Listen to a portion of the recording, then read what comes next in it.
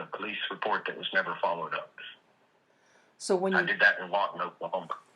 In Oklahoma, and so when you talked to the police, you said Samantha had asked you to kill Samantha because Samantha couldn't bear getting tortured by your parents anymore. And you told the police, yes. And the police never followed up in Oklahoma. I filled out a whole report.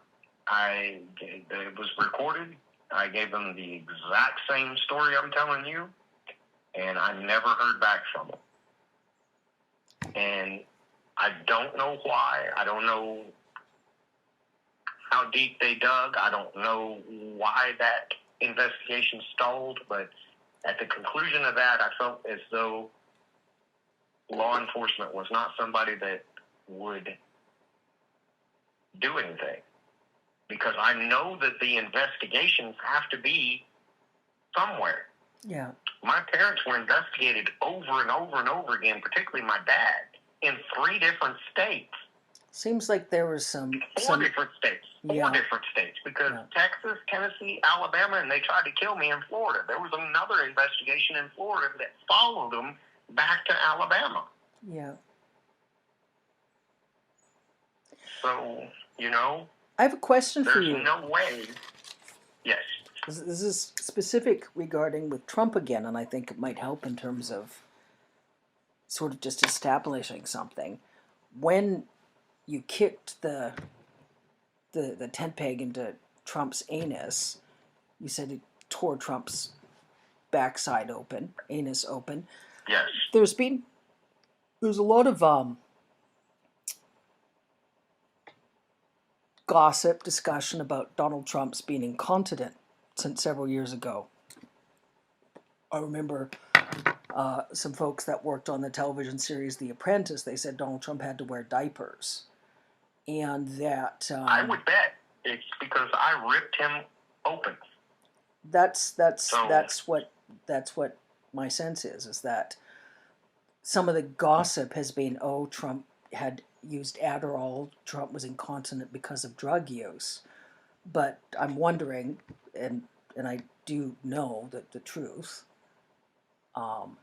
if that's actually the reason Trump wears diapers is a significant part. Do you remember? I mean, can you describe what the injuries look like?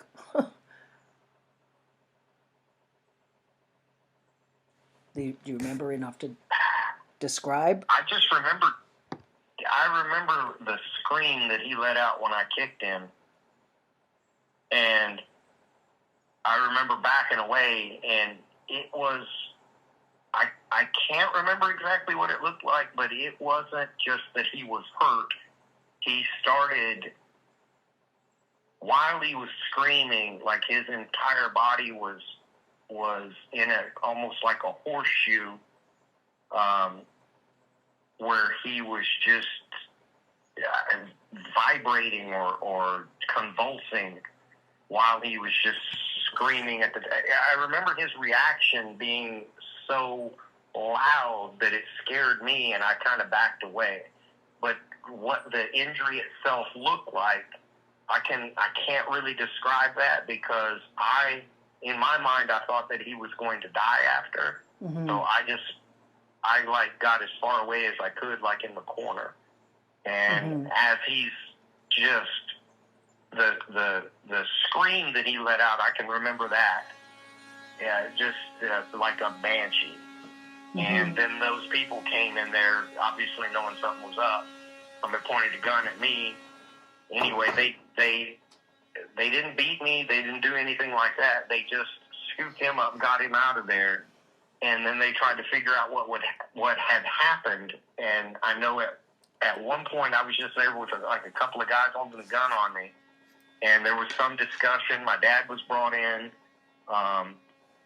And they just let us go for that day.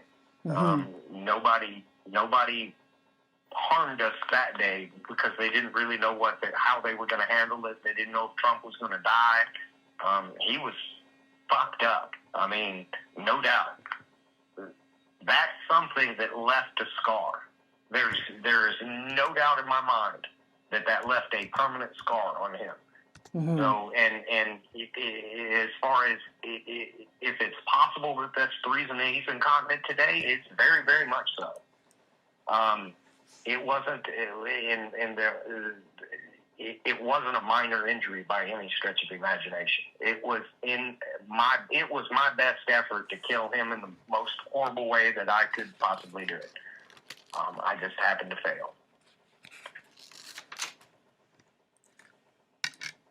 Well, you were 12, and you'd just seen Patricia tortured and raped and murdered. Trump premeditated the murder of Patricia to torture you, and then Trump tortured you. It's extreme circumstances.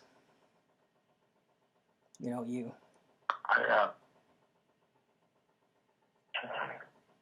you experienced understandable rage at injustice, the most depraved sort of injustice. And as much as I am able to corroborate, I wish somebody would just offer my dad a deal, because he knows all of it. It would be worth him not going to jail, as far as I'm concerned, just to blow this whole thing open, because as bad as my dad is, any malice that I might have towards him is superseded by the fact that the whole of the organization is even worse. Hmm. Yeah. But that's just me talking to you. I mean, I understand you're not in that position. I'm not in that position, but that's just, you know, I wonder how many other people are out there that are just like my dad. My dad was kind of like a recruiter, maybe. You know, I think he would go out and find runaways, but I can't say where those people got all of the other people. I know that I don't know where Sarah came from. I know Samantha came from an abusive household, and she ran away when she was 12 or 13.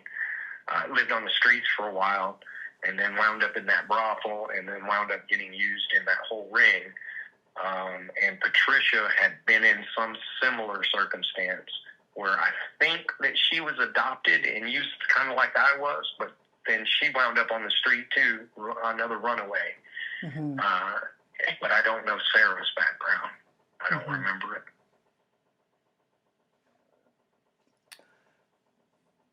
I think your dad was probably one of similar sort of recruiters they might have used in different locations, or in terms of the core group of like those specific torture parties, they might have tried to keep a quite tight rein on things.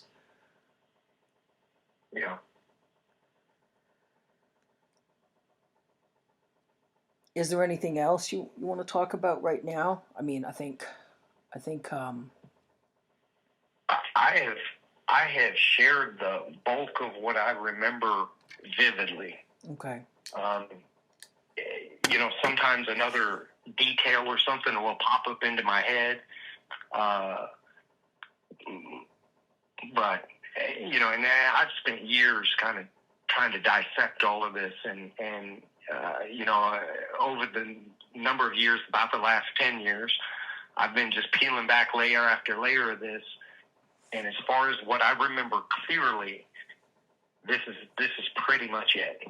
You know, like I say, there were other instances of assaults, but I can't tell you who did what, when, or where.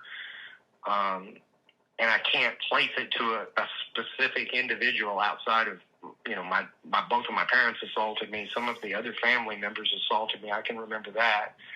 But as far as anybody of any importance, those 5 names that I've given are the only ones. The 2 that were there, and then the 3, Andy, Jim, and Donald Trump.